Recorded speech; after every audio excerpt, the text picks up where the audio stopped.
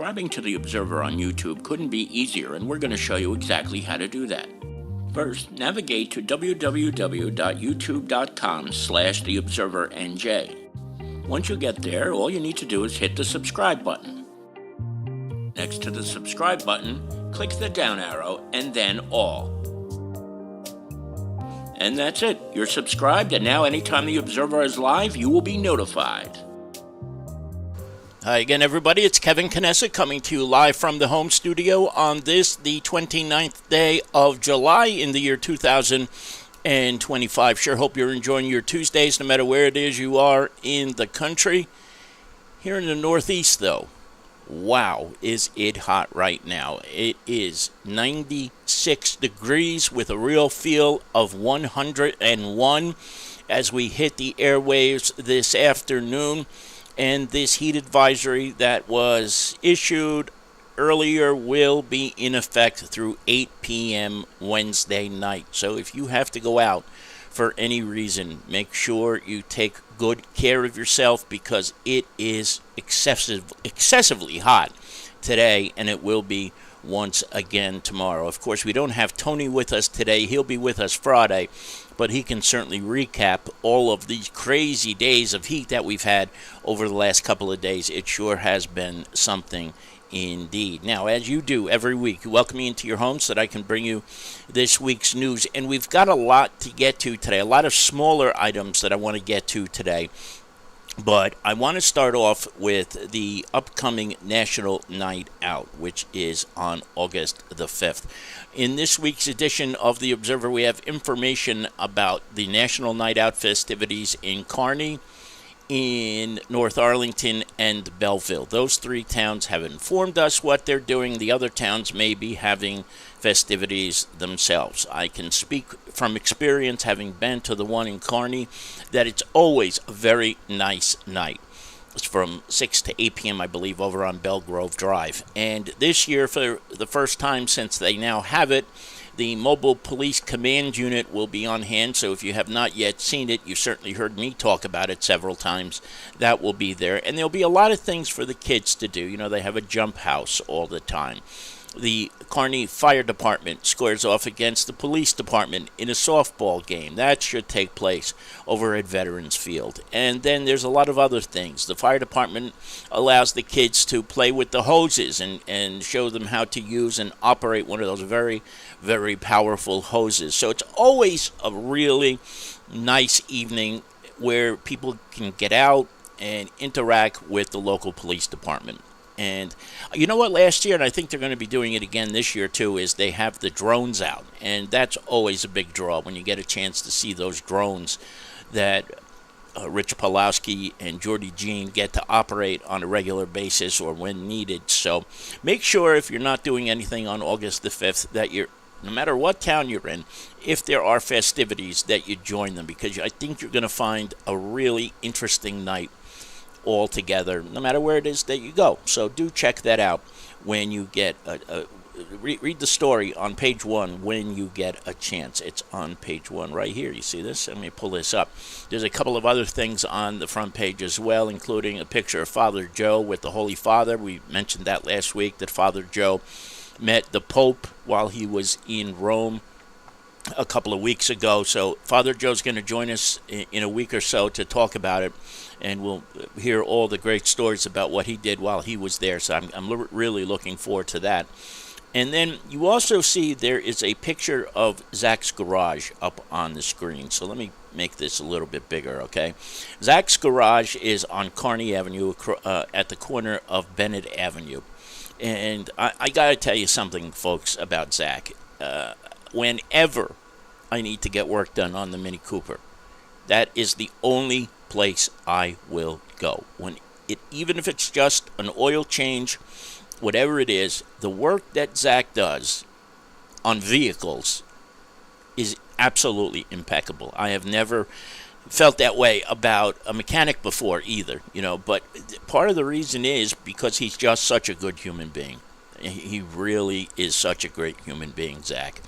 And what you see here is him donating backpacks, pens, pencils, notebooks, you name it. Look at how many boxes there are there. I'm not even going to attempt to count how many boxes of school supplies that he has donated again this year, and he's done so for the last 3 years. This is what he's about giving back to the community. He never asks for recognition in return, but we are recognizing him. And you see him there. He is with several members of the PBA, and Mina Claudius is there in the center, the president of the PBA, and they will work with the Kearney Public School Uniform Exchange to distribute those later on this summer. So we have to give a lot of credit to Zach and to the PBA for doing this each and every year.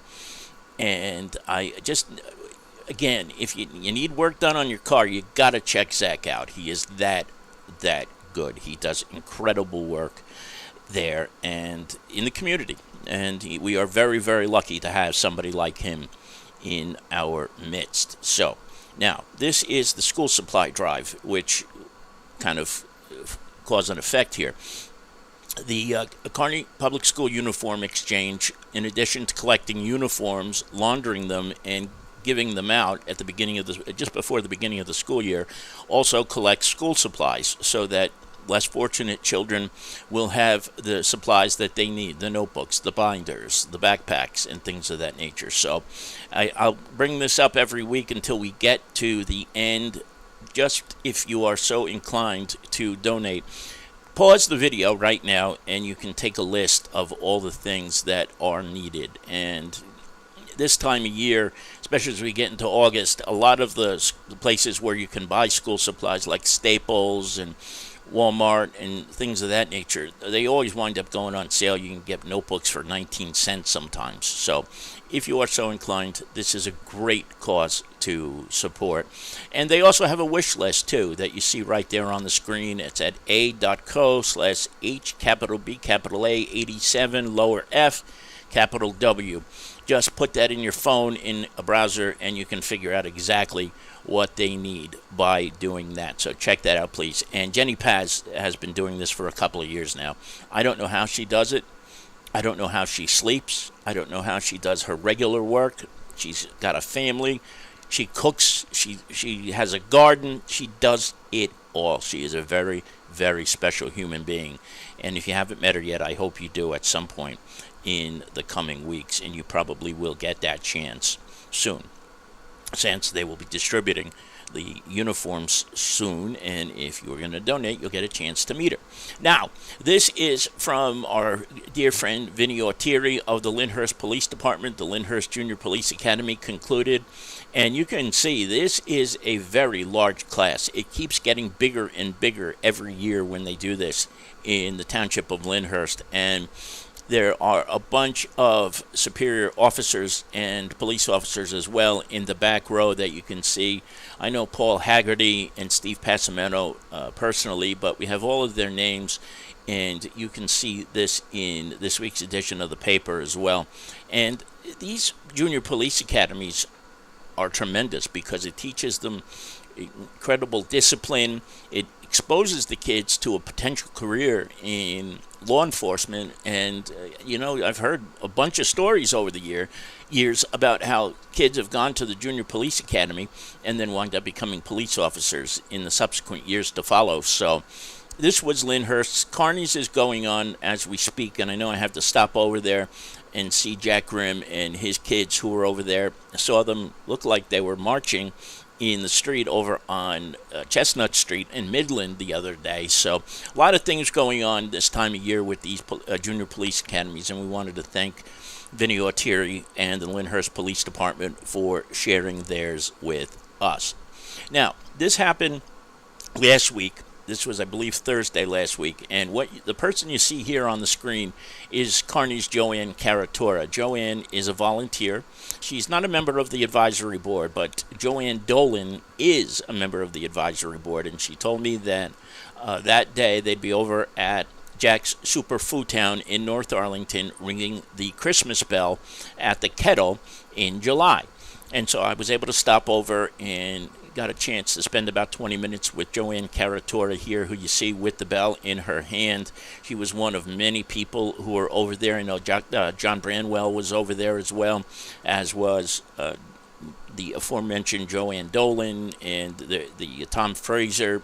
A lot of members of the Salvation Army's advisory board will spend an hour ringing the bell. It was a hot day, too, so it was very, very nice to see that. I'm glad I had a chance to see Joanne. And Joanne's involved in so many different things. She really is. And she, whether it's St. Stephen's, the town, you name it, just an extraordinary human being that Joanne is. And everybody involved with the Salvation Army, all the incredible work that they do on a daily basis to help the less fortunate is indeed inspiring. And now this is the last thing that I wanted to talk about this week. This was over at Washington School Friday afternoon. The English Premier League has sponsored a pitch here at Washington School, and some players, some of these guys you see here are in the English Premier League of football, or as we call it, soccer here in the United States of America. And 1 year after they dedicated the pitch, they had another clinic a couple of days in advance of some matches that were being played over at MetLife Stadium. The English Premier League plays friendly games sometimes at this time of year, and there were 2 matches over at MetLife over this past weekend. But before they did that, the players were there. They put on these great clinics with the youngsters, teaching them the fundamentals of the game of soccer.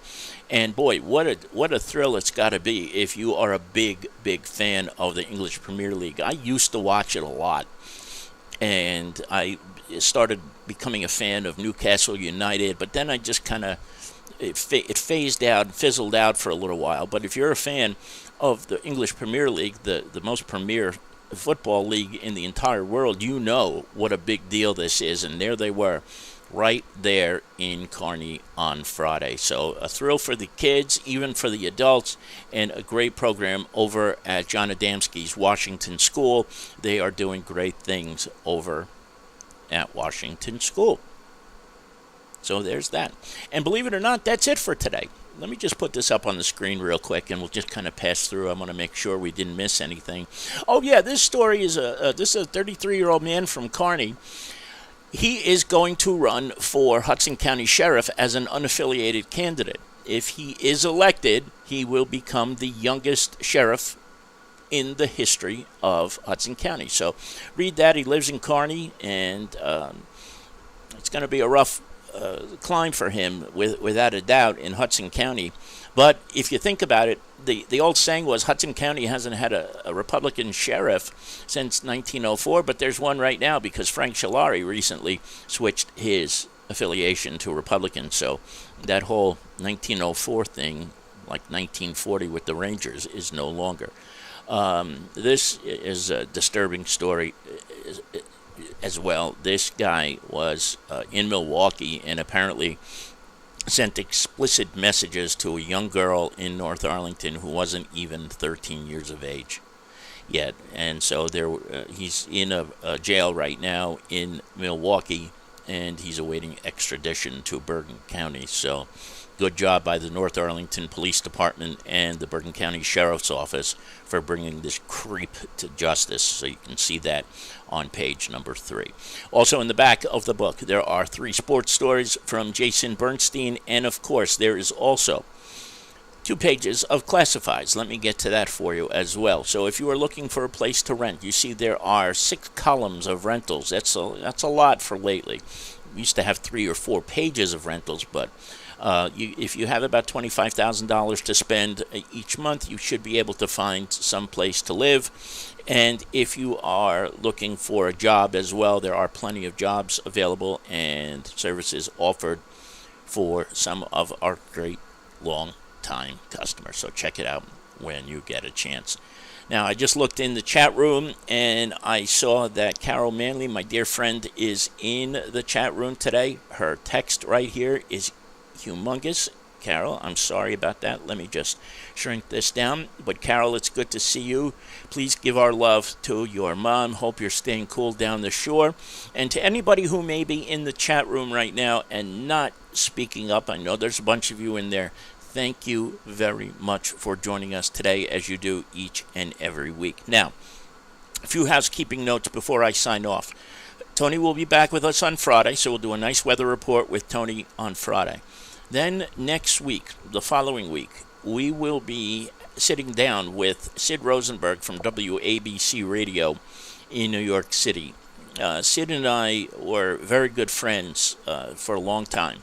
And even though now, today, we politically differ dramatically, he gave me a call last week and said that the campaign for Jack Ciattarelli is hoping to make inroads here in New Jersey, in Hudson County especially, and he asked if they could spend some time on the air with me. I haven't done a broadcast with Sid Rosenberg since 2011. We used to do a show together on a network called Shovio back in 2009, 10, 11.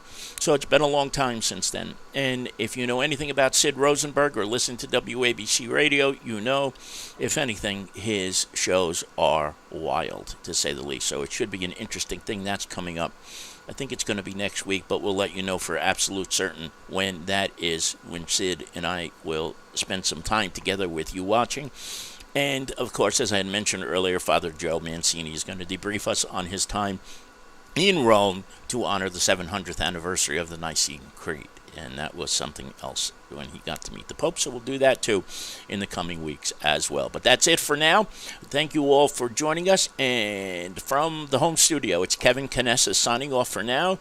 And we hope to see you back here again very, very soon. Enjoy the rest of your Tuesdays, everybody. Stay cool, please, and stay hydrated. Bye-bye, everybody. Talk to you soon.